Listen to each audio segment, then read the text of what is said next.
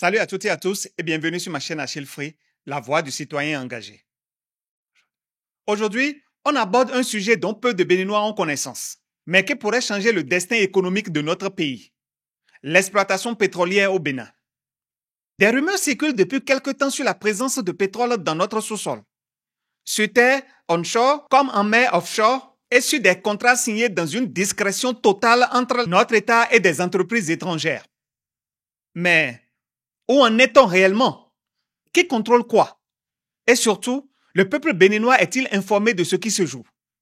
Pour en parler, j'ai avec moi un expert du secteur, une personne bien informée sur ces dossiers. Ensemble, on va essayer de comprendre ce que cache ce pétrole béninois. Installez-vous bien, c'est maintenant que tout commence.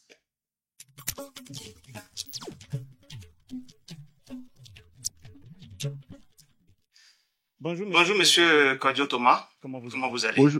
Bonjour, monsieur Achille. Je vais très bien et vous? Oh, ça va super bien. C'est vraiment un bonheur de vous avoir avec nous ce matin. Vous voudrez bien vous présenter à nos internautes. Merci beaucoup, monsieur Achille, de me permettre aujourd'hui donc de m'exprimer sur votre chaîne. Je remercie également vos téléspectateurs qui vous suivent au quotidien. Moi-même, j'en fais partie d'ailleurs. Merci beaucoup. Pour tout vous dire, moi, je suis ingénieur géologue de réservoir. Moi, j'ai un parcours atypique. Okay. J'avais travaillé un peu dans la géologie pétrolière en passant avec un peu d'expérience sur le pétrole donc, du Bénin. Et plus tard, donc, j'ai eu l'opportunité donc, de voyager. Donc, je suis actuellement en Occident et j'exerce un peu donc, dans la géothermie. C'est toujours l'ingénierie réservoir, tout ce qui a trait à la géologie, tout ce qui a trait donc, à de l'interprétation des données géologiques pour en faire donc, à un bien pour l'humanité, notamment donc, la recherche donc, de la ressource en eau ici en Europe. Okay. Merci beaucoup pour cette présentation exhaustive. En tout cas, dans la présentation, il y a un mot que nous avons entendu tout à l'heure et c'est même la raison pour laquelle nous avons voulu vous avoir avec nous. En tant que spécialiste du domaine, nous avons entendu le mot pétrole. Oui. C'est pourquoi nous allons vous poser cette question tout de suite en vous demandant, Monsieur Thomas, les internautes voudraient avoir plus d'éclaircissements sur une rumeur qui se fait persistante sur les réseaux, mais sur laquelle on n'entend pas du tout nos dirigeants. Alors ma question est la suivante. Le pétrole béninois, est-ce un mythe ou une réalité? Le Bénin a-t-il vraiment de réserves de pétrole exploitables? Votre question me fait un peu sourire parce que cette question revient à chaque fois que j'ai l'occasion donc d'aller sur des plateaux. Bon, c'est quand même dit que c'est un peu triste que nos Béninois n'aient pas en fait suffisamment d'informations par rapport à ce dont le pays dispose en termes de ressources. Et donc moi je me ferai donc le plaisir donc de vous répondre et d'essayer d'éclairer notamment tout au moins ceux qui vous suivent sur les potentialités du pétrole donc du Bénin. Comme vous l'avez dit, réalité ou mythe? Oui, non, c'est une réalité. Mythe ou réalité? C'est une réalité. Il faut savoir que le pétrole donc oui, bien sûr. Le pétrole donc du Bénin, l'aventure a commencé donc dans les années 70. On rappelle que nous avons eu une indépendance en 1960 et donc dans les années 60 à 70, le Bénin s'est lancé donc dans la marche d'explorer notamment les eaux donc nos eaux en vue donc de faire une recherche pétrolière, etc. pour que cela puisse contribuer à l'économie. Et donc entre 65 et 70, il y a eu Union Oil. C'est une compagnie américaine qui est arrivée, qui a fait un peu donc de l'exploration géophysique, notamment de la sismique réflexive, la sismique de réflexion, j'allais plutôt dire, pour explorer un peu nos blocs. Il n'y avait rien du tout, aucune étude n'avait été faite dans le temps, donc il n'y avait rien. Donc ceux-là, ils étaient vraiment les pionniers qui nous ont permis donc de comprendre, de connaître la géologie donc, du sous-sol béninois. Et donc, ils ont foré un premier puits en 1967. Et ce puits, c'est le puits D01. Si vous allez sur le site de la société. Vous avez bien dit 1967.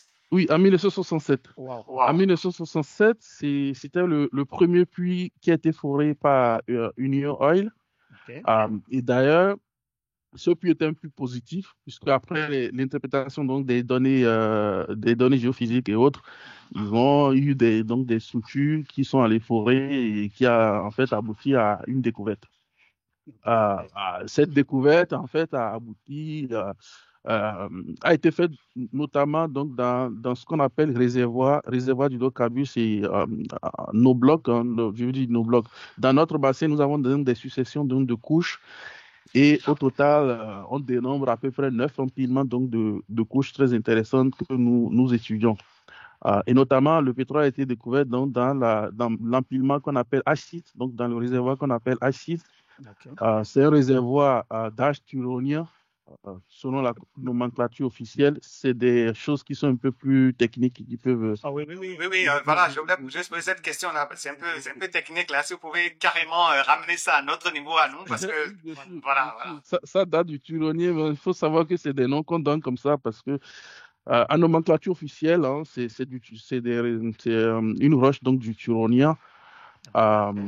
Et c'est des formations géologiques qui datent de plusieurs millions d'années.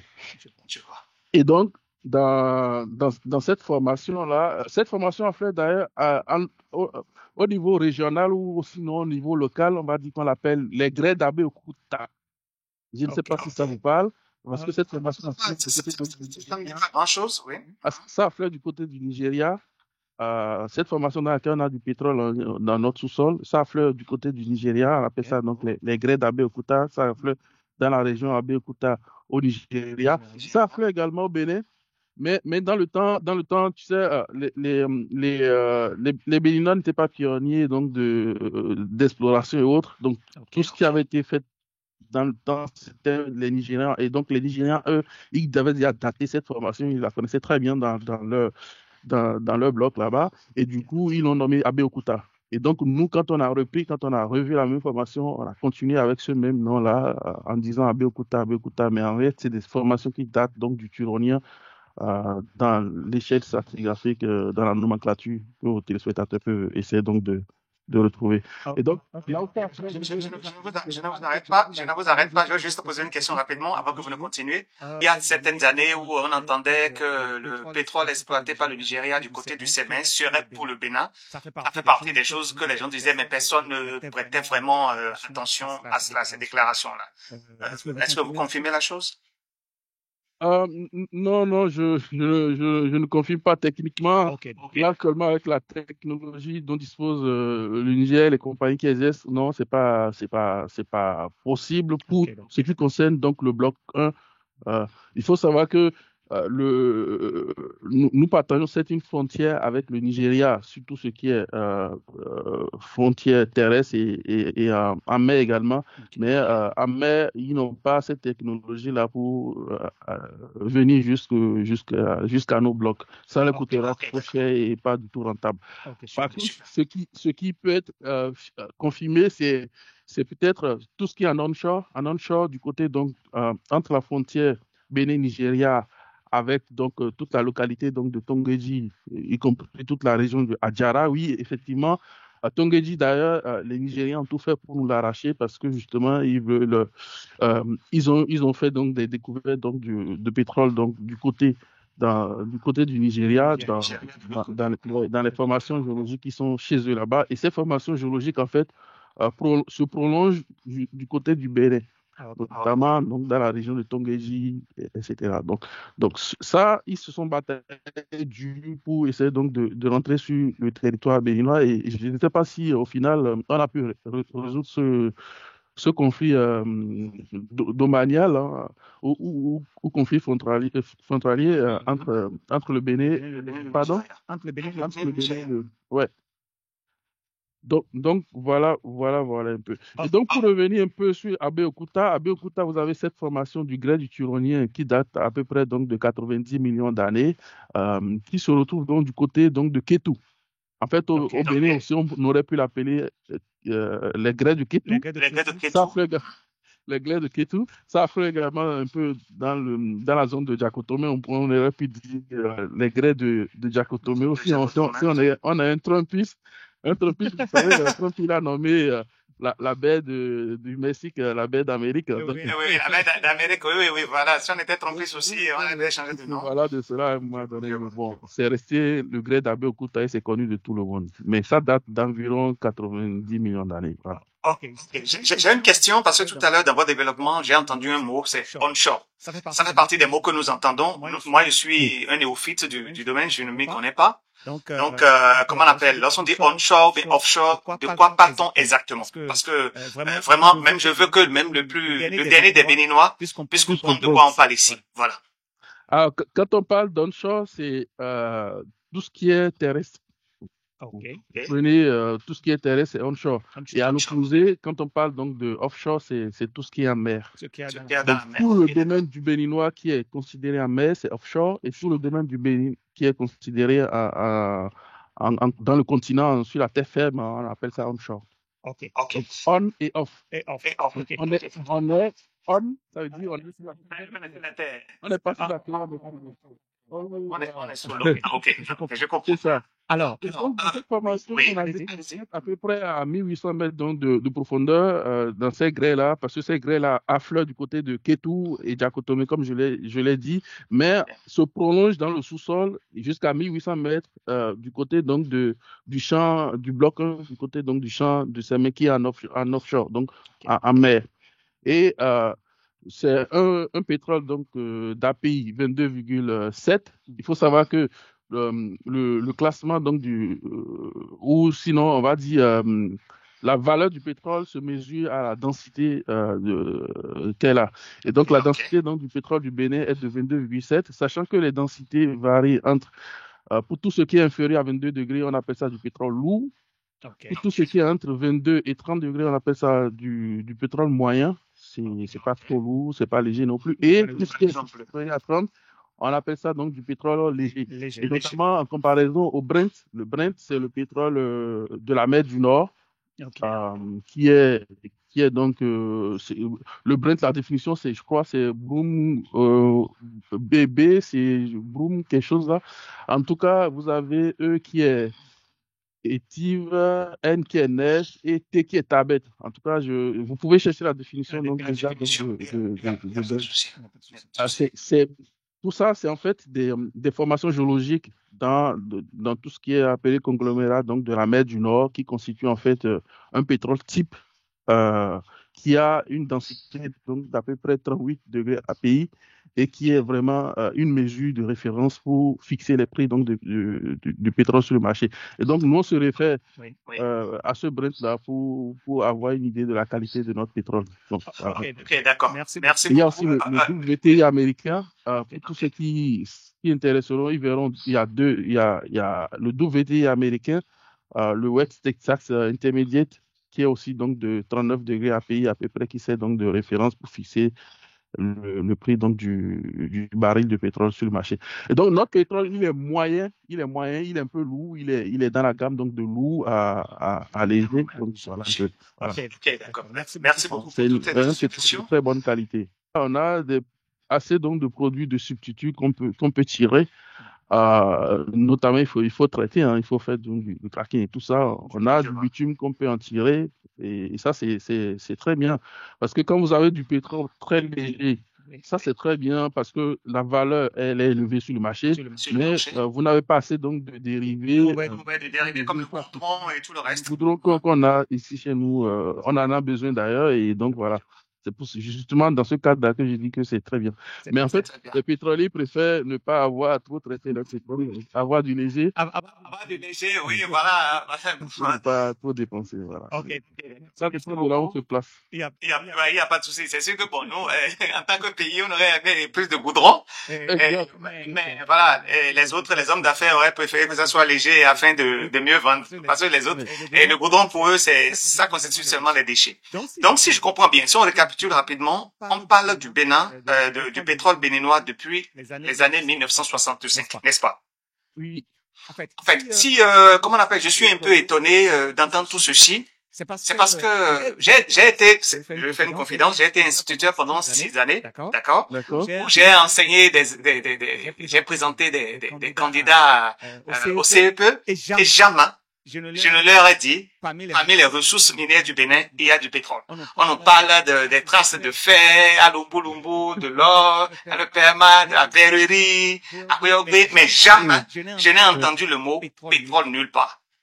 Alors, je vais vous poser la question suivante, et je suis sûr que je ne suis pas le seul. Nous sommes forcément nombreux dans ce cas-là. Alors, dites-moi, y a-t-il des phases d'exploration ou d'exportation déjà de notre pétrole? Ouais, ok. En tout cas, je vous dis, c'est le Bénin a découvert et a exploité donc le pétrole. Dans les années 67, on a eu à faire notre première découverte avec le puits DO01 qui a été foré. Et donc, dès maintenant, si jamais vous devez reprendre donc vos activités, vous avez donc... Ah oui, maintenant j'ai des informations. Que le Bénin a du pétrole.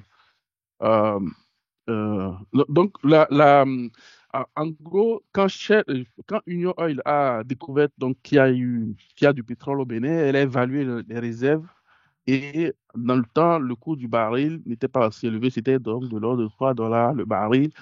On a déclaré que le pétrole du Bénin n'était pas commercialement rentable, donc c'était pas économiquement rentable. Donc, cette compagnie elle est partie et donc du Bénin, il y a le cartel qui a repris le champ de ses mains entre les années 71 et 75, notamment Shell. Shell, en fait, pourquoi je dis le cartel, pour que ce soit clair d'ailleurs. Votre regard. Il faut dire que dans les années 70, il y a ce qu'on appelle les 7 sœurs. Les 7 sœurs, c'est les Seven Sisters. Il y a les Seven Sisters qui contrôlaient en fait 90% donc des réserves du pétrole exploitées un peu partout dans le monde. Il s'agit donc de Shell, tu as Exxon, tu as Mobil, tu as Texaco, tu as BP, tu as Chevron et tu as Gulf. BP, la plupart sont américaines. Bon, Shell, elle est anglo-saxon, donc une partie est néerlandaise et une partie américaine. C'est des parts qui sont réparties comme ça. Et tu as BP qui est une compagnie britannique, British Petroleum. British Petroleum. Donc voilà. Et donc tu as les 7 compagnies qui couvraient à peu près 90% donc des réserves et qui les exploitaient un peu partout dans le monde. Donc Shell est arrivé chez nous, 71-75. Shell également a fait donc des études géophysiques, etc. Il a foré quelques puits. Ils ont vu que le pétrole était disponible, mais c'était pas rentable. Mais il y a eu en 73 donc la première guerre, le premier choc pétrolier en 73. C'était la guerre des Kippour ou la guerre de Ramadan entre Égyptiens et Syriens qui se sont rassemblés pour attaquer un peu l'Israël ou sinon la riposte donc de l'Israël pour retirer, je crois, le plateau de Golan auprès donc de l'Égypte. Les historiens doivent connaître un peu cette histoire s'ils fouillent. En tout cas, il y a eu un premier choc pétrolier dans le Golfe. Les pays du Golfe étaient donc en tout cas, la zone là était la zone où on produisait assez de pétrole. Donc, quand il y a eu cette guerre-là, ça a impacté donc la production journalière donc de pétrole et ça fait monter les coûts à $12 le baril. Le pétrole est passé donc de $3 à $12 le baril. Ça, c'était le premier choc. Le deuxième choc arrive en 1979. Deuxième choc pétrolier. Notamment si la révolution, si je me souviens très bien, la révolution iranienne. Il y a eu la révolution iranienne, le regain donc de besoin donc de souveraineté sur la gestion donc des ressources pétrolières iraniennes, etc. Bon. Donc on a eu le Shah décapité et tout ça. Tous les Britanniques, les fonctionnaires britanniques qui géraient donc les champs de pétrole en Iran avaient été renvoyés dans le temps. Et ceux-là, en partant, ils avaient saboté les puits pétroliers. Bon, tout ça, c'est complètement documenté. On ne va pas bourrer vos téléspectateurs de ces informations-là. Donc, du coup, l'OPEP aussi, dans le temps, s'est réorganisé et a fait monter donc le coût du baril un peu plus. Et donc, ça fait que au final, initialement, le pétrole du Bénin qui avait été évalué à 100 millions donc, de barils, qui avait été déclaré non rentable, au final était rentable. Était devenu rentable. Autrement dit, comment on appelle ce choc-là, ou bien ces deux chocs nous arrangeaient? Ça nous a arrangé, oui. Il faut savoir que nous-mêmes, on a traversé une crise, notamment la crise d'octobre 1973 à mars 1974.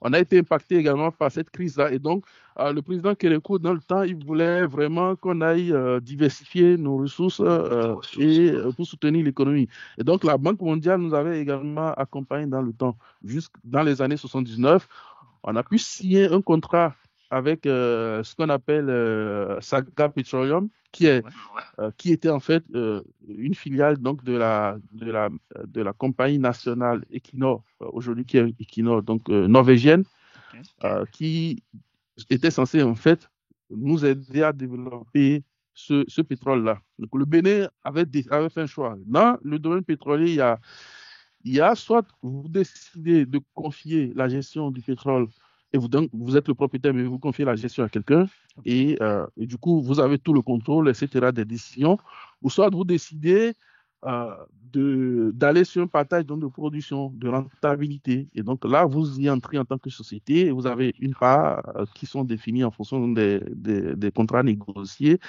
Et c'est ce qu'on appelle le Production Sharing Contract, le PSC, ou le contrat de service. Nous, on avait opté pour le contrat de service, d'accord? Et du coup, on avait la décision donc, de tout ce qui va être gestion, etc. On confie un peu la gestion à Saga et on décide donc à des orientations, etc., de comment les choses doivent se passer, etc. Mais en tout cas, Saga avait pour mission donc et avait des objectifs fixés par le président, bon, pas le président, on va dire le gouvernement d'alors, dont le président était Mathieu Kérékou. C'était vraiment, ils voulaient vraiment avoir un peu donc, de la souveraineté sur tout ça, et c'est pour ça qu'ils avaient opté pour ce choix-là. Okay. Mais, oui. Oui, non, vous pouvez continuer. Oui. Alors, donc du coup, Saga est arrivé en 1979. Saga nous a sorti le premier baril en 82. Donc, en octobre 82, si j'ai bonne mémoire, le premier baril du pétrole du Bénin a été sorti. Et progressivement, nous avons porté jusqu'en 85 la production autour de 10 000 barils pour avoir donc le pic pétrolier est passé donc de 0 à peu près 10 000 barils jour. 10 000 barils jour. Ouais, c'était ce qu'on avait comme pic pétrolier. C'est comme une cloche. Hein. Au départ, vous n'avez rien, vous commencez à produire. Et puisque c'est un nouveau champ, vous avez donc la capacité, vous ferez beaucoup de puits, vous produisez. Et à un moment donné, il n'y a plus trop donc de... Voilà, mais quels que soient donc les puits que vous développez, c'est plus rentable par rapport donc à ce que vous produisez. Et donc, du coup, vous avez ce qu'on appelle un plateau où vous ne dépassez plus, donc vous ne pouvez plus dépasser une valeur seuil donc, de la production journalière. Et donc, nous, on était arrivé jusqu'à à peu près à 10 000 barils et on est resté là pendant à peu près quelques mois avant de commencer à chuter jusqu'en 98. Et donc, quels étaient les acteurs qui, dans le temps, avaient pu participer à la production pétrolière du Bénin? Il faut dire qu'avec Saga, tout n'était pas rose. Saga, quand elle a commencé à produire le pétrole en 82 et en 85, elle s'est vue résilier son contrat en août 85. Donc, Kérékou, il a résilié le contrat de Saga et Saga est parti. Donc, il y avait donc assez de problèmes. Hein, et avant même que le contrat ne soit résilié, les Béninois avaient pris en main le champ. Les rapports journaliers se faisaient en langue locale. Vous savez, dans les années 80, c'était un regain vraiment donc de patriotisme. De patriotisme, voilà. Les rapports se trouvaient parfois même en fond pour empêcher Saga donc de pouvoir avoir les informations. Et voilà. forcer la main à Saga donc de partir. Donc, nous, on voulait vraiment récupérer le champ. Donc, on a récupéré. Oui. Donc, quand on a récupéré en 85, on a signé avec Panoco. Panoco, 85, Panoco a fait à peu près 1 an. c'est une compagnie suisse, Panoco, et du coup, après un an, cette compagnie est partie. Donc, 85-86, on a eu Panoco.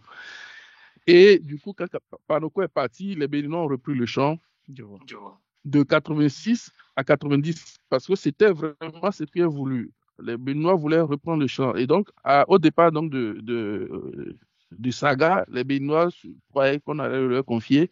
Mais au final, l'autorité a décidé donc de confier à Panoco. Mais Panoco également n'était pas resté longtemps. Ils étaient restés à peu près quelques mois. Ça n'a même pas fait 12 mois. Donc, de 86 à 90, les Béninois ont géré le champ avec quelques Occidentaux, justement, en appui parce qu'il y a des compétences qu'on n'avait pas encore dans le temps. Donc, ces Occidentaux, ils nous ont aidés. Et après, derrière, le Bénin a signé un contrat avec la compagnie Ashland, c'est une compagnie américaine, de 90 à 92. Donc, on est resté avec Ashland. Ashland a poussé, justement, c'est Ashland qui a complètement achevé le champ de semen, a poussé la production de façon énorme. Il y a eu une venue accrue d'eau. Et en général, quand ça arrive comme ça, c'est irrémédiable. En tout cas, pas tout de suite. Il faut fermer le champ. Et donc, 92, déjà, on était en ballottage. Et donc, Ashland est parti en 92, mais certains experts de Ashland sont restés et ils ont formé ce qu'on appelle Atlantic Petroleum Incorporation, API. Donc, API a géré donc, de 92 à 96 le champ de semen. Et derrière, les Béninois sont encore revenus à la charge. Ils ont chassé API et ils ont repris le champ en main. Et donc, cette période de 96 à 98, on a appelé ça le PPS, c'est-à-dire le projet pétrolier de semen. Et donc, c'est le PPS qui a prévalu jusqu'en 98. 98, on produisait à peu près 98% d'eau, contre à peu près 10 à 2% donc de barils de pétrole. Oui. Donc, mais c'était rentable parce que le prix était à peu près à $40. Et malheureusement pour nous, il y a une crise. Il y a une crise pétrolière. Il faut savoir que dans le temps, la valeur du pétrole était volatile. Ça dépendait donc de l'humeur des grands pays pétroliers ou en tout cas de la stabilité dans certaines régions, notamment le Golfe ou de la demande donc de l'Asie. Et justement, c'est ce qui s'est passé. Il y a eu une crise asiatique. Les Asiatiques avaient réduit un peu leur demande de pétrole dans le temps. Et malheureusement, il y a une surproduction donc, des pays du Golfe tels que l'Arabie Saoudite et y compris la Russie qui a inondé en fait le marché pétrolier. Donc, quand vous faites le rapport entre la production et la demande, ce n'était pas du tout en faveur donc, de la demande des producteurs. Et donc, du coup, résultat, le coût du baril chute. Donc, c'est ce qui s'est passé. Le coût du baril est passé drastiquement en dessous de $10, à peu près $10, on va dire. Or, nous, dans le temps, malgré cette quantité d'eau, on arrivait quand même à rentabiliser puisque c'était à $40 et puisque le baril du pétrole nous revenait, le coût de production d'un baril de pétrole était autour de $12 si j'ai bonne mémoire. Donc c'était rentable. Vous produisez à $12, même si ce n'est pas grand-chose, vous revendez à $40, vous avez de quoi quand même au moins garder le champ actif et produire tout doucement à votre rythme, quoi. Donc, c'était rentable en son temps, mais bon. Donc, c'est passé sous $12 et cette crise a duré jusqu'en 99 et du coup, voilà, le Bénin ne s'est pas tout de suite remis. Et donc, on n'a pas pu rebondir derrière. Et entre 2003 et 2008, il y a eu une forte demande donc des Asiatiques, notamment donc de la Chine, qui a drivé qui a drivé une bonne partie donc du coût du pétrole. C'est remonté jusqu'à $147. Hein. Wow. Ouais, c'était l'apothéose pour les pétroliers dans le temps. Donc, $147 le baril parce qu'il y a une forte demande donc de la Chine, l'industrialisation chinoise et autres, donc consommation. Oui, entre 2003 et 2008, donc c'était devenu rentable. Et du coup, le pétrole, le champ de semen avait attiré donc des investisseurs tels que Sapetro. La South Atlantic Petroleum, c'est une compagnie nigériane qui a des actifs, notamment en partenariat total au Nigeria sur des champs. Le président, c'est un certain T.I. Danjuma.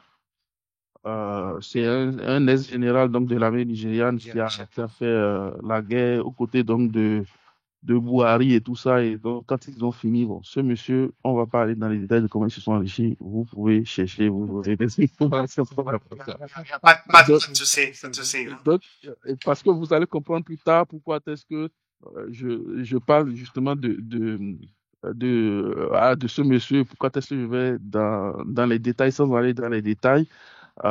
Ils ont investi énormément et après nous on s'est demandé mais qu'est-ce qui se cache vraiment derrière ça quoi. Et donc ce monsieur en 2007 il a pris le champ, il a investi comme un fou d'ailleurs et il a investi à peu près entre si on peut en gros si on peut l'estimer entre 400 et 800 millions donc, de dollars pour développer ce champ. Nous parlons de 2007. Nous parlons de 2007. Donc on avait comme président à l'époque Yahi Boni, n'est-ce pas? Le président à l'époque, c'était Yahi Boni. J'avais besoin de cette précision-là. Vous pouvez continuer, c'est bon. Le président à l'époque, c'était Yahi Boni en 2007. Effectivement, vous avez raison. Et c'est sous Yahi Boni qu'il a signé. Quand le coup partait, il avait donné donc des instructions parce que justement, Buhari est intervenu pour que ce monsieur puisse avoir le bloc. Et donc, ce monsieur, il a eu le bloc en 2007. Il a investi à peu près entre 2007 et on va pas dire son départ, mais en gros, 2016, où il y a eu quand même des activités physiques, etc., elle a investi entre 400 et 800 millions donc, de dollars. Donc, c'est énorme pour ce petit champ-là. Donc, cet investissement est lié au fait qu'il y a eu plusieurs erreurs, il y a eu plein de choses qui se sont passées, mais bon, voilà, autant d'investissements pour ce petit champ, donc pour cette petite récupération, on se demande un peu douteux en fait. Le blanchiment derrière. Bon, donc, mais nous en tout cas, c'est en tant que Béninois, peu importe, tant qu'il investit et qu'il redéveloppe le champ, nous ça nous va. Mais après derrière, quand on fait un peu le point, on se dit mais est-ce que finalement le pétrole allait être rentable pour le Bénin si ce monsieur se mettait en production? Bon. À travers tout ce qu'il investit, s'il devait récupérer sa part, il ne restera plus rien en fait. Donc, d'une manière ou une autre, c'était plus ou moins bénéfique pour le Bénin que cette compagnie s'en aille parce que elle a tellement dépensé que si elle veut récupérer, on n'aura rien du tout. En gros, même ça va être une dette qu'on aurait même à rembourser. Wow. Donc, ouais, oui, bien sûr, parce que ouais, c'est il y a eu assez donc d'enveloppes. Bon, voilà, ceux qui veulent creuser peuvent creuser de ce côté. On n'ira pas, c'est pas pas de souci, je vais poser rapidement une question. Par exemple, si on doit faire un point, d'accord, un point de toutes ces sociétés étrangères qui sont actuellement impliquées dans les blocs pétroliers du Bénin, quels sont les noms qu'on peut avoir? Les noms de sociétés qui sont impliquées dans cette exploitation actuellement. Du coup, tout ce dont on parlait tout à l'heure, c'était uniquement le bloc 1. C'était uniquement le bloc 1. C'était uniquement le bloc 1. On ne parlait pas des autres blocs. C'était uniquement le bloc 1. Si nous avons combien de blocs au total? D'abord? Alors, d'après l'ancien découpage, parce qu'il y a eu un nouveau découpage qui n'a pas encore été publié officiellement, donc je ne sais pas s'il faut en parler pas, mais je n'en parlerai pas, je m'en tiendrai à ce qui est officiel. Ce qui est officiel, voilà. Ce qui est officiel, qui est publié. Voilà. Ce qui est fait actuellement n'est pas publié, donc je suppose que peut-être qu'il y a encore des travaux à faire là-dessus. Il y a donc des questions qu'on peut se poser sur certains choix, notamment de poser, je vais vous dire, en onshore, on a deux blocs. On avait deux blocs. Le bloc A, avec tout ce qui est côté Adjara, qui est intéressant, Saketi et tout ça. Et côté à l'ouest, hein, vous avez la structure Alada et tout ce qui va avec, qui est le bloc B. Donc, la dernière compagnie qui avait travaillé sur le bloc A, c'était la compagnie qu'on appelle NS Oil. NS Oil. Oui, NS Oil. Ramené par l'ex-ministre Désiré Adadja, qui était directeur résident donc, de cette compagnie-là. Et vous avez le bloc B, Le dernier connu, c'est Elephant Oil, une compagnie américaine, ramenée par un Togolais, mais dont le CEO est américain. Okay. Et vous avez, sur le bloc 1, où il y a assez de problèmes, peut-être on reviendra là-dessus avec beaucoup plus de détails. Sur le bloc 1, actuellement, c'est à craquer. L'ancien, c'était Sapetro. Entre Sapetro et à craquer, il y a eu donc des successions donc je vais dire de compagnies qui voulaient ce bloc avec des scandales tout autour jusqu'à arriver à craquer, et à craquer aussi qui n'agit pas donc dans le sens donc de l'efficacité pour redévelopper ce champ. Et vous avez également, donc, sur le bloc 2, la dernière compagnie connue, c'est Hunt Oil. Hunt Oil en partenariat avec, j'ai oublié le nom de cette compagnie-là, mais c'était Hunt Oil qui avait donc la majeure partie donc, des actions, et c'était Hunt Oil qui avait investi sur le forage d'un puits. C'est Hunt Oil justement qui nous a donné les 2 hélicos à travers donc la Société nationale. Les hélicos dont un allait se faire cracher à Djougou. Zissou, il s'était craché avec un des hélicos à Djougou, vous vous souvenez, oui. Et il y a le second, je crois qu'on avait remis ça à l'armée. Il semble que l'armée n'utilise pas trop, ou sinon ça doit être en Afrique du Sud ou quelque part, je ne sais. Mais en tout cas, l'hélico qui est craché, nous avons été dédommagés pour cela, donc à peu près à hauteur donc, de 7 milliards.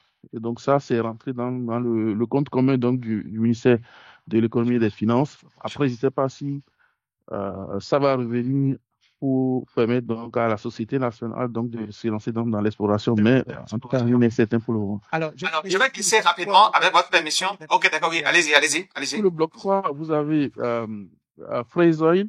Fraser Oil, c'est une compagnie nigériane. C'est une filiale d'une compagnie nigériane. La holding même s'appelle Oilsave. Oilsave, vous cherchez Oilsave. Donc, la branche qui s'occupe donc du pétrole, c'est Fraser Oil. Donc, Fraser Oil, ils sont également en attente donc, de renouvellement de leur contrat. Okay. Il y a, sur le bloc 4, la dernière compagnie connue, c'est la compagnie, là, comment ils l'appellent CBH. CBH, Petrobras et Shell, c'est une consortium de compagnies qui ont travaillé. C'était CBH qui avait la compagnie. CBH, c'est en fait une compagnie béninoise des hydrocarbures. C'est une compagnie lusitanienne, mais qui s'est appelée compagnie béninoise des hydrocarbures et qui s'est associée en fait avec Petrobras et Shell pour forer un puits qu'on appelle Foumélan, qui s'est révélé en fait un puits sec.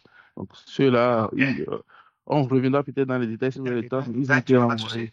Et après, vous avez sur le bloc 5, 6 et 7, je crois, il y avait une compagnie nigériane également qui a été connue, qui ne s'est pas renouvelé, vu renouveler son contrat. C'est Oranto. Donc ça, on commence par parler de mer très profonde. C'est Oranto qui était sur ces blocs-là. Et après, les autres blocs étaient libres. Donc aujourd'hui, on va dire, en vrai de vrai, c'est un seul bloc qui est sous contrat et les autres sont soit en attente, soit inexistants. Une question fondamentale. Juste avant qu'on ne continue. Une question fondamentale. Ok, d'accord.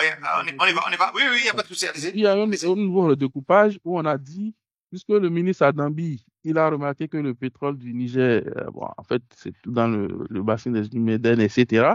Il a dit, et que du coup, le prolongement donc de ce bassin des Médènes vient donc du côté du Bénin. Il a dit, ça se trouve, on a également donc du pétrole au Bénin et qu'il faut en fait baptiser le bassin de Kandi comme étant un bloc C.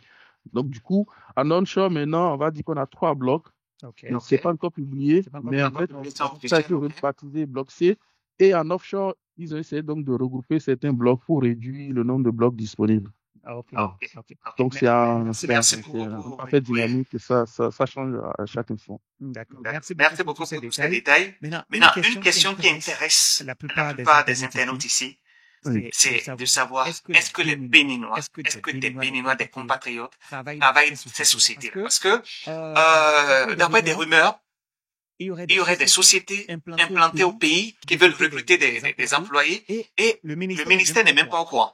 Je ne sais pas si vous confirmez la chose. Oui, effectivement, vous avez le cas typique de Seabed. Seabed qui s'est vu allouer un contrat de service à Crack Petroleum à travers RS et Octogone de M. Razak Saka, qui a effectivement lancé un recrutement sur une période donc, de 2 semaines d'ouverture, de dépôt de candidature, et l'a clôturé sans que cela ne soit suffisamment diffusé pour que les Béninois soient informés pour candidater. La plupart des cadres du ministère n'étaient même pas informés donc, de ce recrutement-là. Et comme cela ne suffisait pas, certains postes sont déjà étoilés, c'est-à-dire que c'est des postes réservés aux étrangers. On met directement, c'est des étrangers qu'on veut prendre là. C'est des postes justement de responsabilité et les postes qui sont les postes qui ne nécessitent pas forcément donc de compétences type sont réservés aux Béninois. Est-ce une confirmation que nous n'avons pas de compétences dans le domaine? Est-ce qu'il n'y a pas de Béninois, rien de compétences dans le domaine? On ne peut pas dire qu'on n'a pas de compétences au Bénin. On a suffisamment de compétences au Bénin parce que c'est Merci beaucoup. Je vous laisse cette précision là. Oui, c'est pas, parfois, il y a certaines compétences, effectivement, où on peut dire aujourd'hui, au Bénin, il sera rare de trouver, mais cela n'exclut pas qu'il y ait un Béninois expatrié quelque part, ou, je veux dire, à l'étranger qui ait ces compétences-là. Mais de façon en local au Bénin, nous avons déjà plein de compétences sur plein de postes qui ont été étoilés expatriés. Ça déjà, ça pose un énorme problème. Pour des postes donc, de mécanique, pour des postes donc, de mécanique étoilés expatriés, on ne peut pas me dire qu'il n'y a pas donc, des experts en mécanique, y compris mécanique sur tout ce qui est offshore, tout ce qui est matériel offshore. On ne peut pas me dire qu'il n'y a pas de mécanicien là-dessus. C'est inadmissible, quoi. Donc voilà. Cela me rappelle juste, comment on appelle, un adage de chez nous qui dit, quand tu te vends moins cher, on va t'acheter moins cher. Puisque bon, on a dit à la face du monde que nous n'avons pas de compétences. Donc voilà, nous sommes un désert de compétences. Donc c'est peut-être la raison pour laquelle les autres nous achètent moins cher. Oui, vous pouvez continuer. Donc on ne peut pas dire qu'il n'y a pas de compétences. Et d'ailleurs, c'est triste parce que même quand on parle de compétences, aujourd'hui, c'est vrai que c'est pas pour contredire votre adage, hein, mais quand on prend le domaine pétrolier aujourd'hui,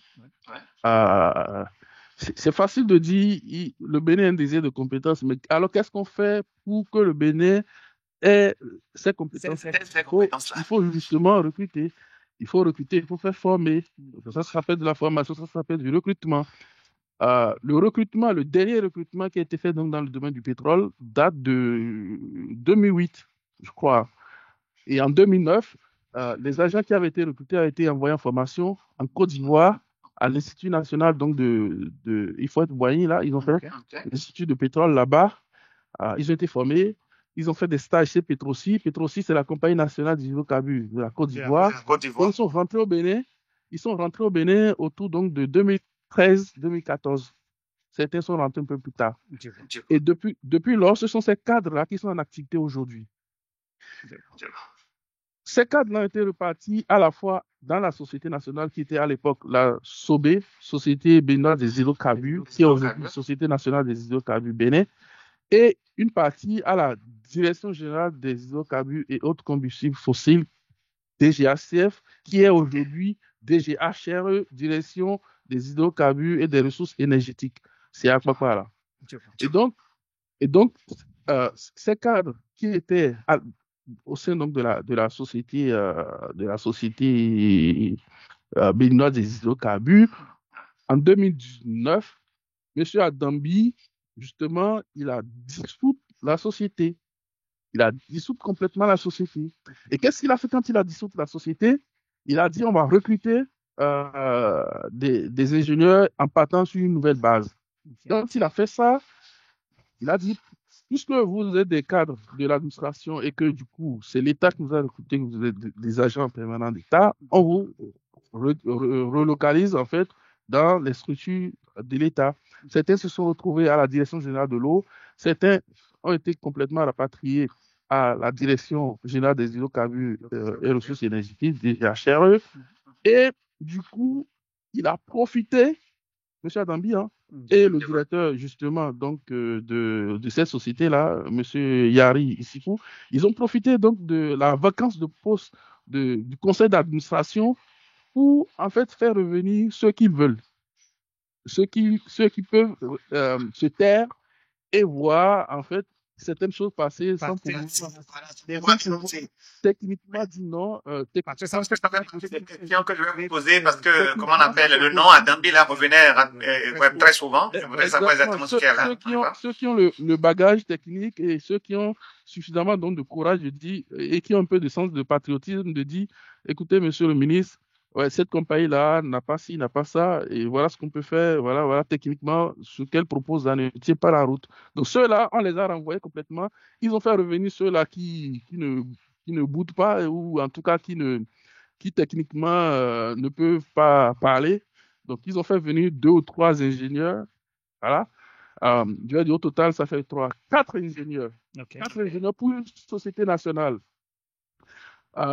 Et derrière tout ça, vous avez l'administratif. Dans l'administratif, ce qu'ils ont fait, ils sont allés chercher certains étaient stagiaires, c'est leurs membres hein, proches à eux. Moi, je ne leur fais pas, comment on appelle, un procès pour ça. Je ne leur fais pas cette guerre-là. Je dis, OK, bah, ils sont au pouvoir, ils peuvent en profiter. Mais s'ils nous mettent des compétents, il n'y a pas de problème, même si c'est des proches à eux. Moi, ça ne me pose aucun problème. Ils sont allés chercher des gens qui n'étaient même pas encore diplômés, qui étaient stagiaires. Ceux qui étaient là, qui ont 10 ans d'expérience, on les a renvoyés. Et qui étaient directeurs DAF, par exemple. Il y a des DAF qui étaient là depuis plus de 10 ans. Ils les ont renvoyés. Et le stagiaire du DAF est devenu DAF. Wow. Bah oui. Ces gens-là, c'est après qu'ils ont eu le diplôme. En fait, ils ont eu le contrat et après, il y a eu un rapport d'audit du ministère que M. Adambi a eu sur sa table, mais qu'il a caché parce qu'il ne peut pas révéler ça. Le nouveau ministre actuel est arrivé, mais il n'a pas encore publié. Donc, on attend de voir ce qui va se passer dans les jours à venir. Mais il y a ce rapport-là qui a dénoncé ces cas donc, de faux diplômes parce que c'est des gens qui ont été recrutés, qui n'avaient pas encore l'accréditation, qui n'avaient pas encore le diplôme qu'il faut. Je vois. Vous avez aussi des gens qui étaient en stage, notamment en stage juridique chez eux là-bas au ministère que Adambi a fait nommer directement directrice juridique d'une compagnie nationale. Quand on sait le caractère mafieux donc des compagnies et qu'il faut vraiment quelqu'un qui a vraiment de la poigne. Oui, quelqu'un qui a de l'expérience pour feu. De l'expérience pour parce qu'en fait, toujours tout créer l'opacité autour des choses. Ok, mais si vous voulez nommer quelqu'un, pas de problème, allez-y, mais mettez quelqu'un là qui puisse quand même avoir de la poigne. Il faut quelqu'un qui puisse véritablement regarder les compagnies en face et pouvoir leur dire, juridiquement, ça, ce que vous faites là n'est pas disponible. Et peut-être c'est ce qui explique tout le cafouillage qu'il y a autour du contrat donc de Accra qui est aujourd'hui et que le ministre actuel est en train de découvrir. Mais lui-même, comme il a ses ambitions politiques, il ne veut pas s'y lancer pour ne pas blesser certaines personnes ou en tout cas se lancer dans cette guerre-là. Il joue à une bombe à retardement. Bon, donc, on observe. Donc, je vais poser rapidement une question. Là, avant que vous ne continuiez. Parce que en fait, ça étonne un peu. Et je suis sûr que ça va étonner la plupart de mes internautes. Parce que vous imaginez un chef d'État qui aime avoir le contrôle sur tout. Qui dit publiquement que lorsqu'il n'y a pas de compétences, on va les chercher. Alors entendre tout de suite qu'on a ramené des stagiaires et qu'on a nommé à des postes de responsabilité, est-ce que cela veut dire qu'ils n'étaient pas au courant ou bien on pose des actes qui ne sont pas en conformité avec ce qu'on dit publiquement? Parce que je ne comprends pas. En conformité, les gars, ils sont tellement vicieux, je vais pas employer des termes ici, mais ils sont, on va dire tout simplement malins, ils savent ce qu'ils font, parce qu'ils ont profité donc de la vacance de poste donc du conseil d'administration qui n'était pas disponible. Et donc, ils ont fait nommer les gens, ils ont fait entrer les gens. Et après, derrière, depuis que le conseil d'administration s'est constitué, il n'y a eu rien. Et donc, c'est ce qu'ils font. Et le président, lui, fait complètement confiance il faisait confiance à Adambi sur ces sujets-là. Donc, c'est peut-être un avis de confiance. Moi, je ne sais pas, je ne saurais le dire. Mais aujourd'hui, on ne peut pas dire qu'il n'est pas au courant parce qu'on a suffisamment relayé l'information. Relayé l'information à ce sujet. Moi, dans le temps, j'avais même sur certaines pratiques saisies la structure où on dépose des plaintes à la présidence, ça a été classé sans suite. Donc, aujourd'hui, on ne peut pas me dire que le président n'est pas informé de ces choses-là. Donc, voilà, c'est suffisamment clair pour que... Vraiment. Non, mais ça laisse sans voir. Ça laisse sans voir. Ça étonne, en fait. Ça étonne. Et moi, j'ai juste peur que certains compétents qui sont là-bas ne se disent, merde, on prend la valise et on y va, quoi. On sort du pays. Et ces compétences sont recherchées ici. Je vous dis, ces messieurs-là, même quand la compagnie a craqué, avant-hier, propose un redéveloppement à 16 000 barils jour, tout le monde est tombé de nu. On se demande, mais qui sont ceux-là qui ont validé cela, quoi? 16 000 barils jour. Alors que on peut connaître la capacité du champ. Oui. Le pic pétrolier, c'était, quand on a eu le pic, c'était autour de 10 000 barils jour. Et aujourd'hui, on nous dit 16 000 barils jour pour un champ qui est arrivé à maturité. C'est-à-dire qu'il faut juste venir racler un tout petit peu. C'est tout. S'il vous plaît. Il y a aussi certaines questions. Parce que toujours ces rumeurs-là, il paraîtrait qu'il y ait des conflits d'intérêts ou des soupçons de corruption. Parce que, par exemple, lorsqu'on parle de cette affaire d'un cabinet qui aurait réclamé $1 million à une société américaine pour le renouvellement de son contrat. Est-ce que vous pouvez nous parler par rapport à ça? C'est pas un cabinet qui directement a réclamé $1 million pour signer le contrat. Je vois de quoi vous voulez parler. Vous parlez donc du sujet du bloc B. C'est plutôt le groupe qui a siégé, dans lequel il y avait M. Adambi, M. Bakari, M. Dagnon, M. Prudencio, le conseil juridique à la présidence. Tous ces messieurs-là, ils avaient siégé, parce que le président leur a confié tout le dossier. Ils avaient siégé, en fait, pour étudier la recevabilité de la demande de renouvellement de la compagnie américaine qui est sur le bloc B. Et donc, tous ces messieurs, quand ils ont fini, il y a la commission qui s'est réunie. Je ne sais pas si tous les membres sont informés, mais en tout cas, c'est porté par Adambi qui a fait passer l'information à la compagnie avec une lettre qu'ils ont envoyée à la compagnie pour réclamer exactement $900 000 pour avoir siégé pour ça. Et donc, c'est ce qui pose problème. Donc, et on ne peut pas dire que la compagnie Drakenbach, qui est une compagnie donc qui est censée en fait conduire le Bénin dans ces réformes du secteur du pétrole en ramenant donc des compagnies pétrolières, parce que ça fait partie aussi de sa mission, c'est de nous aider à ramener de très bonnes compagnies au Bénin, de nous accompagner à toiletter un peu le cadre juridique, tout ça, et à aider en fait à faire le lobbying nécessaire pour ramener les compagnies sur le territoire. Elle a complètement failli à sa mission. On en a suffisamment cité. Elle nous a révisé le code pétrolier à 600 millions donc, de francs CFA. Il y a des compétents, il y a des juristes donc, de la Société nationale qui, même en fermant les yeux, pouvaient résoudre cette affaire-là. C'est des histoires de virgules, des histoires de petites phrases à rajouter. Parce que le code existait déjà, il fallait réviser. Il fallait juste réajuster donc, le code pétrolier. Il y a des juristes qui auraient pu le faire. Ils sont soit au ministère, soit au sein donc de la Société nationale des hydrocarbures. Vous avez monsieur tel que monsieur Eric Nata. Eric Nata, c'est lui le juriste donc de la Société nationale des hydrocarbures. C'est un monsieur minutieux qui comprenait très bien les sujets de droit pétrolier et qui pouvait en fait à un moment donné aider si on les avait écoutés dans le système. Bon, ces messieurs après, ils sont partis de la société, hein. Ils sont partis, mais actuellement, je pense qu'ils doivent être encore dans le système au Bénin, mais quelque part dans une structure d'un certain ministère dont je ne connais même pas. Il paraît même que, ils auraient exigé que cet argent soit déposé sur un compte privé BNP. Ah oui, les 1 million de dollars, les 900 000, j'allais plutôt dire, ou sinon 1 million de dollars pour simplifier, qui ont été demandés, c'était avec injonction que cela soit déposé sur un compte privé BNP en France.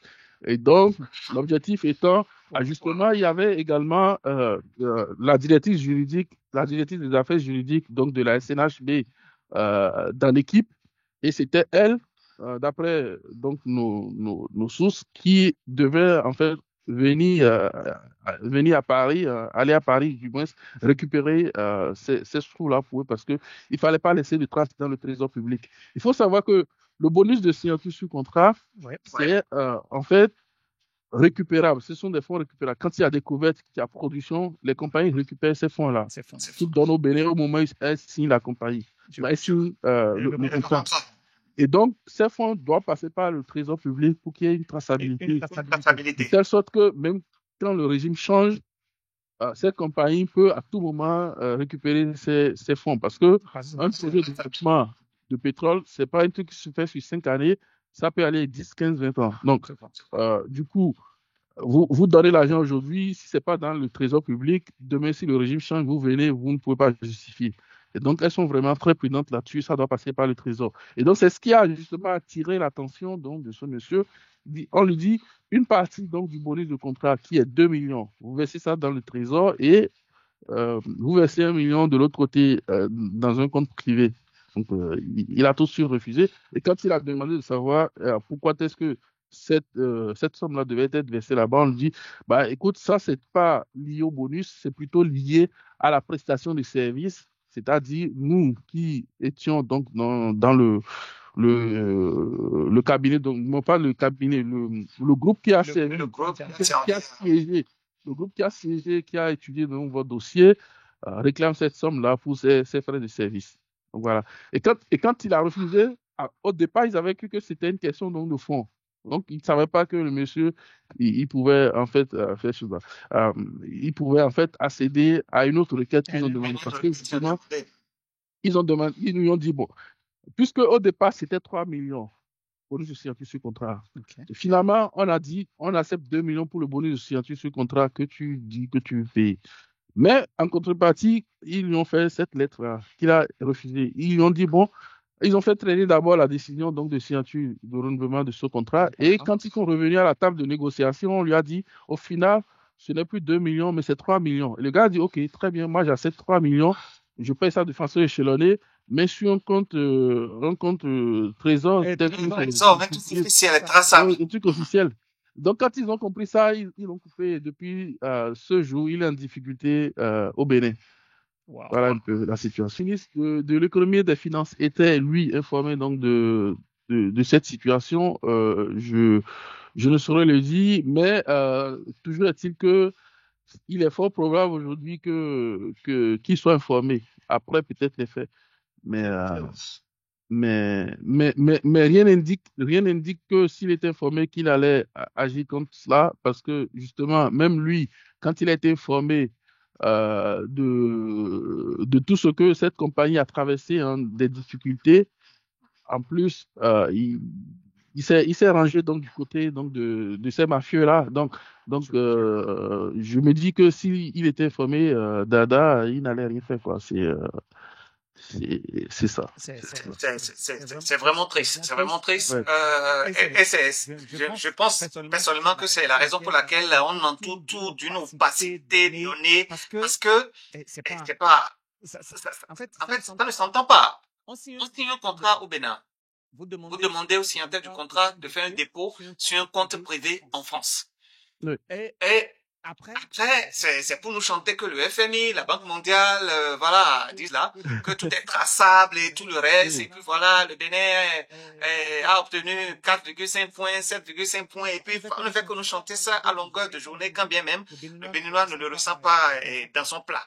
Alors dites-moi, il paraît aussi qu'il y a eu un conflit entre une société chinoise, puisque le président avait fait un voyage en Chine, il paraîtrait qu'il a négocié avec certaines sociétés là-bas pour qu'ils viennent investir au Bénin. Mais une fois sur place, il y a eu l'attribution d'un bloc à deux différentes sociétés. Une société américaine qui attendait le renouvellement de la signature de son contrat. Mais les autorités auraient attribué ce même bloc à une société chinoise. Et après, ça a créé un conflit. Et puis voilà, les Chinois seraient repartis. Donne-nous des informations par rapport à cette situation-là. Ouais. Oui, en fait, c'est de la même société américaine qu'il s'agit, hein, la société qui est sous le bloc B. Et un conflit qui va soit naître ou peut-être qui va pas naître si le ministre de l'économie et des finances prend ses dispositions pour que cela n'arrive pas, parce que les contrats sont entérinés par le ministère le ministre des Finances, donc c'est à lui que revient cette responsabilité-là, s'il veut montrer patte blanche. Hein. Donc, juste pour une précision, donc cela veut dire que parce que la société américaine a voulu faire les choses dans les normes, a voulu faire un dépôt qui sera traçable, c'est pourquoi on n'a pas renouvelé son contrat. C'est pourquoi on n'a pas renouvelé ce contrat. Wow. Et donc, lui, en tant que ministre, je me dis, s'il s'est rangé donc du côté donc, de l'obscurité, c'est-à-dire probablement qu'il était au courant, ou sinon il n'est pas suffisamment éclairé. Mais en tout cas, depuis que nous faisons cette vidéo et autres, aujourd'hui, il ne peut plus dire qu'il n'est pas éclairé parce que c'est des vidéos qui doivent peut-être lui être relayées. Relayées, c'est sûr. Et donc, même s'il dit qu'il n'était pas informé, là, c'est le moment de monter patte blanche et de voir clair dans le dossier et de comprendre la raison initiale pour laquelle le ministre des Mines n'a pas signé ce contrat pour que le contrat puisse arriver à son niveau et que lui valide derrière. Et voilà. Parce que ce qui s'est passé, c'est quand le président, justement, vous l'avez rappelé, le président était allé en Chine au lendemain donc, du coup d'État avec le Niger. Nous, on a commencé à tout de suite étouffer parce qu'on voulait faire le gros dos, on voulait attaquer le Niger. Le Niger a dit, bon, on va voir ce qu'on va voir. Ils ont fermé leurs frontières et nous, on a commencé à couler. Et quand on a commencé à couler, on est allé en Chine pour négocier parce que les Chinois aussi voulaient déployer leur pipeline et exporter le pétrole très rapidement parce qu'ils ont englouti des milliards donc, de dollars. Et du coup, le président arrivé là-bas, il a négocié, il a dit, bon, OK, ce qu'on va faire, vous aussi, vous venez chez nous, on vous donne nos blocs, vous allez investir dans l'exploration pour aboutir peut-être à une découverte dans nos blocs. On vous donne tout ce dont vous voulez. Et du coup, le lendemain, quand il revient, il dit au ministre donc, des Mines, à Dambi, voilà, donnez-leur tout ce dont ils ont besoin pour faire le travail, voilà, terminé. Donc ça, c'est la consigne qu'il a donnée. Et quand il a donné cette consigne, il est parti. Les Chinois, quand ils sont arrivés, CNNPC, China National Company. Du coup, ces messieurs, ils ont dit, on est intéressé par le bloc B. On va commencer par regarder derrière le bloc B. Les Béninois ont dit, ouais, ok, très bien. Le bloc. D'abord, ils ont dit, quels sont les blocs qui sont disponibles? On leur a dit le bloc B, on leur a cité les blocs qui sont disponibles. Okay. Et donc, parce que justement, Adambi et sa troupe ont profité du fait que le président dit donner aux Chinois tout ce qu'ils veulent comme bloc disponible. Ils ont profité de ce tunnel-là pour pousser le bloc B qui était en conflit et dont l'Américain voulait pas être corrompu, etc. Donc, ils ont mis son bloc dans la liste. Donc, on leur a dit bloc B, etc. Ils ont dit, OK, nous, on commence par le bloc B, on veut vérifier ce qu'il y a dans le bloc B. Très bien. Quand l'Américain a su que ces messieurs étaient intéressés par son bloc B, après on l'a su, il a saisi tout de suite les autorités, il a saisi la compagnie, il leur a dit, moi j'ai déjà investi sur ce bloc-là, je voulais renouveler mon contrat depuis 2016 parce que c'était arrivé à échéance. J'avais 3 ans, il a signé en 2016, en 2013, 2016, il devait renouveler ce contrat. Non, je crois en 2018, il devait renouveler son contrat, mais en tout cas, on lui a dit d'attendre la révision du code pétrolier. Et la révision du code pétrolier, on l'a achevée en 2019. En 2019, quand on a achevé la révision du code pétrolier, il y a eu plusieurs rondes de négociations qui n'ont jamais abouti. Et donc, au final, quand vous êtes compagnie et que vous êtes en attente donc, de signature de renouvellement sur votre contrat, vous ne pouvez pas vous lancer dans la recherche. Parce qu'après, ce qu'on lui a reproché, on lui a dit, oui, mais pendant toute cette période d'attente-là, vous n'avez pas rempli vos cahiers de charges. C'est-à-dire, vous n'avez pas fait l'exploration telle que définie dans le cahier de charges. Le monsieur dit non, J'étais en attente, je voulais renouveler. Vous m'avez dit d'attendre le renouvellement et que l'exploration se fera sur la base donc d'un nouveau contrat et donc de nouveaux règlements qui vont s'imposer. Ce monsieur ne peut pas s'engager dans l'exploration dans ces conditions d'incertitude. Et du coup, donc, quand il a attendu, voilà, c'est l'argument qui lui a été opposé, sachant très bien que c'est malhonnête parce que c'est après tout, le monde des affaires n'est jamais honnête. Donc voilà. Mais la des choses qu'on peut comprendre, c'est que une fois que votre contrat n'est pas renouvelé, vous ne pouvez pas commencer par faire un travail. Vous ne pouvez pas dire, attendez, on va vous renouveler vos contrats et espérer que la personne continue les activités. Mais c'est pas possible. Parce qu'on lui a dit, tout se fera sur une nouvelle base. Donc, vous attendez. Et en plus, le gars, il est arrivé déjà à échéance. Et donc, ce monsieur, comme il ne s'est pas vu, il a dit qu'il a engagé, il a dit à la CNFIC, moi j'ai engagé des frais. Donc, si jamais vous prenez ce bloc-là, moi je vais déclencher un arbitrage international sur ce dossier-là.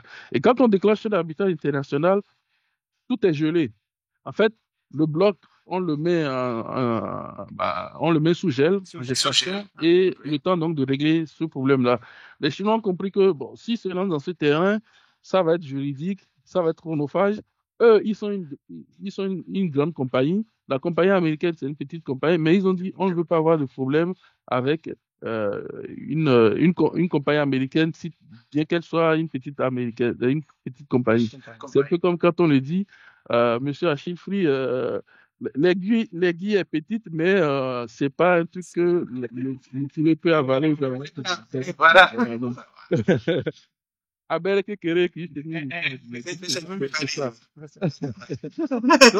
Donc, c'est un peu ce qu'ils ont dit. Ils ont fait comprendre au ministère. Et du coup, le ministre s'est fâché quand le ministre de l'économie et des finances aussi a eu cette information comme quoi le Bénin a dit à la CNPC que le bloc était libre, mais qu'en réalité, les Chinois se sont fait retoquer par la compagnie qui est là, qui dit « moi, je n'ai pas ce bloc ». La CNPC lui a dit « ah, mais pourquoi est-ce que vous me dites ce bloc, il est libre alors qu'il y a quelqu'un dessus ?» Donc, ça a fâché également le ministre de l'économie et des finances qui a dit « ah, mais pourquoi est-ce que l'Américain dira qu'il est toujours sur ce bloc alors qu'en réalité, il n'est pas là-dessus, mais il est dessus parce que… » Monsieur, c'est pour qu'il a demandé d'attendre le renouvellement de son contrat, c'est clair. Et un ministre, s'il veut vraiment agir, montrer pas de blanche, il devait comprendre le pourquoi il y a blocage depuis ce temps. Parce qu'il devait voir le PV, donc des réunions qui étaient effectuées par ces cadres donc, de la présidence et du ministère donc, des Mines. Donc, il n'a pas cherché à savoir tout cela, puisque le président lui a dit, bah, mettez les Chinois dessus. Bon, donc, lui fonce tout droit. Il pense que c'est en exécutant sans un peu de recul tous les autres donc du président qui sera positionné dauphin donc du président, c'est-à-dire c'est lui qui fait très bien, c'est lui qui fait tout, puisque le président dit de tout donner. Lui, son objectif c'est de tout faire pour tout donner. Il ne veut plus savoir si c'est légal ou pas, il veut juste agir. Donc, heureusement qu'en Bénin, on ne nomme pas les présidents. C'est pas comme au Togo, on ne nomme pas. Donc des élections sur monsieur-là. Donc, et si les Béninois l'acceptent, on l'acceptera tous comme notre président. Il n'y a pas de problème. Oui, si les Béninois l'acceptent. Oui, bah, c'est ça. Donc, il veut, en tout cas, pour le moment, il veut se positionner dauphin. Donc, il fait tout pour plaire au président avec des choses qui ne sont pas du tout catholiques et complètement illégales. Donc, ce monsieur, il s'est retrouvé dans cette situation et du coup, aujourd'hui, les Chinois ont dit, bon, finalement, nous, on ira sur le bloc 4. Sur le bloc 4, c'est le bloc sur lequel il y avait la compagnie CBH, la compagnie Shell et la compagnie Petrobras, le consortium. Ces compagnies aussi avaient voulu renouveler leur contrat. Mais dans le temps, il y avait, après la fin donc, des années 2016, il y avait ce problème-là, le scandale Petrobras au Brésil. Où il y a eu donc des dépenses non justifiées de cette compagnie nationale Petrobras. Vous savez, dans l'histoire de il y a toujours des hauts et des bas. Que vous avez. Cette compagnie était un peu dans les abysses avec des scandales qui l'éclaboussaient et tout. Et donc, notamment y compris le scandale du Bénin, l'investissement qui a été fait sur le navire qui a été acheté là, c'était un navire de Petrobras qui venait de sortir d'usine, qui est arrivé dans nos eaux très profondes, qui a foré jusqu'à à peu près 3000 mètres de profondeur sur une colonne d'eau d'environ même profondeur, 3000 mètres de profondeur aussi de colonne d'eau. Ouais, c'est un mètre très profond, vous avez une colonne d'eau de 3000 mètres et en dessous, on fait encore sur 3000 mètres. Ils ont dépensé ensemble 90 milliards avec le Shell, CBH et tout ça. Et donc, quand le scandale a éclaté, ce qu'eux, ils ont fait, qui n'est pas... qu'on peut comprendre, c'est qu'ils ont dit, ah non, on ne connaît même pas le Bénin, que nous, on n'a pas investi au Bénin, qu'on ne connaît même pas le Bénin, on ne sait même pas où positionner le Bénin sur la carte. Ça, c'était au cours donc, de l'audition de certains directeurs de cette compagnie par l'Assemblée nationale, les membres du Sénat donc, du Brésil. Okay. Donc, ils ont fait cette déclaration. Comme c'est sorti dans la presse, bon, du coup, les notes qu'ils ont prises, ils ont dit, ah, mais écoutez, le Brésil salit. Petrobras salit notre nom. Nous, on va aller arracher le bloc, ils vont partir. On a dit, mais si vous faites ça, c'est que Shell part. Or, Shell, c'est une major. Faites ça, vous faites. Oui, c'est clair. Shell. Donc, Shell, et si Shell part, personne ne viendra. Parce que Shell, c'est les majors se parlent. C'est comme les présidents se parlent entre eux. Voilà. Donc, telle personne, est-ce que vous le recommandez ou pas? C'est un peu comme les sociétés. Donc, on va dire, le Bénin, on ne vous le recommande pas, n'allez pas là-bas parce que c'est comme ça s'est passé. Et puis voilà, ils ont pu gérer le problème de la sorte. Bon, en tout cas, mais c'est CBH qui a ramené cette compagnie-là. Et donc, CBH aussi a englouti des fonds. Shell aussi a englouti des fonds. Donc, il n'y avait pas que Petrobras. Donc, pour jauger, on a jaugé ça en disant, bon, non, puisque Petrobras a parlé ici, il faut chasser tout le monde. Donc, on les a chassés. Ils sont partis. Après 90 milliards d'investissements. Et donc, quand la CNPC a pris les données, la CNPC a évalué et leur a dit, bon, nous, on vous fait une proposition sur ce bloc-là. On va le reprendre, on va essayer donc de faire un peu de l'exploration. On va voir ce que ça va donner, puisque le président il voulait ça vraiment et qu'aucune compagnie ne voulait plus revenir sur ce bloc, malgré le fait que Drakensberg nous avait promis que si on renvoie à CBH et autres, il disait, ce cabinet disait, nous, on vous ramène les nids, on va vous ramener également Shell qui était parti, on va vous ramener Shell, on va vous ramener BP, on va vous ramener les grandes compagnies. C'était faux. Donc, il a fallu que le président lui-même prenne le bâton pour aller en Chine, pour aller dire, bon, écoutez, aidez-nous, etc., pour que CNPC arrive. Et quand CNPC arrive aussi, bon, voilà.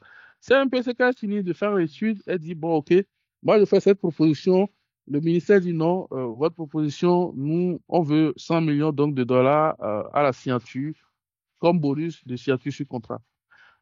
Donc 100 millions, les Chinois disent non, on discute, on échange, et après, on fait notre proposition, on dit, bon, OK, au final, on vous donne, vous nous payez toujours les 100 millions, on ne revient pas là-dessus, mais on vous donne le bloc B. Le bloc B, sur lequel vous avez salivé en premier lieu, nous on vous le donne tranquillement. Et puis bon, les Chinois ils ont dit gentiment, nous en tout cas on va réfléchir à cette proposition-là. Écoutez, rentrez chez vous d'abord et on reviendra vous voir un peu plus tard. Ça se passait fin d'année 2024. Aujourd'hui nous sommes en 2025. Les Chinois, pour le moment, ils n'ont pas encore avancé sur ce dossier-là. Parce qu'ils ont compris, et puis bon, ils veulent gentiment, sinon diplomatiquement, se retirer. Mais là, il y a quelque chose que vous aviez dit, avec laquelle je ne serais pas d'accord. Et mes internautes sauront pourquoi je dis que je ne suis pas d'accord. La dernière fois, à la sortie, après les accusations du Bénin, ou bien de notre président Patrice Talon, parce qu'il a bien précisé, notre ministre des Affaires étrangères, M. Bakary, disait entre autres, bon, écoutez, même si la frontière est fermée, comment on appelle, le Bénin se développe. Malgré la fermeture de la frontière, on a eu 7.5, ce qui veut dire indirectement que voilà, le Bénin n'a pas besoin de choses là. Mais dans votre développement, vous aviez dit, quand on a voulu faire le gros dos, quand on a fermé là-bas, on a commencé par étouffer. Alors, qui dit la vérité? Nous avons commencé par étouffer à cause de la fermeture de la frontière, ou c'est plutôt eux qui ont raison que malgré la fermeture de la frontière, nous on est OK. Je vais avoir votre point de vue par rapport à ça.